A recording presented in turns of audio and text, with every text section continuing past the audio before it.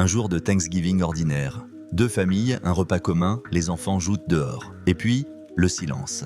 Les fillettes disparaissent. Et le cauchemar commence. Le père d'Anna, Keller, remarque une camionnette suspecte. On la retrouve à l'intérieur, Alex. Il se comporte comme un enfant, avec un QI équivalent à celui d'un garçon de 10 ans. Mais Keller n'y croit pas. Il est convaincu qu'il ment. Surtout après ces mots, elle pleurait jusqu'à ce que je parte. La police le relâche. Keller perd le contrôle. Il enlève Alex et commence à le torturer.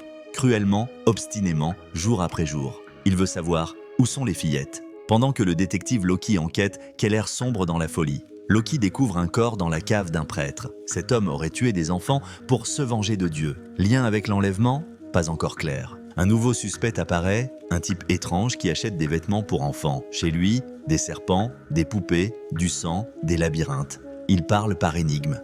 Et puis, il se tire une balle dans la tête. Fin de l'histoire ? Non, juste une nouvelle impasse. Pendant ce temps, Joy, l'une des fillettes, est retrouvée. Vivante, droguée, sans Anna. À l'hôpital, elle dit « Tu étais là-bas ?» En regardant Keller, Loki comprend tout.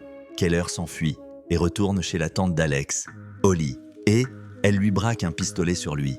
Il s'avère qu'Alex est sa victime, sa toute première victime. Avec son mari, elle enlevait des enfants pour se venger de Dieu après la mort de leur fils. Alex, Bob Taylor, tous étaient des enfants qu'ils avaient relâchés. Pas tous. Keller, elle le jette dans une fosse sous la voiture et referme la trappe. Loki arrive juste à temps.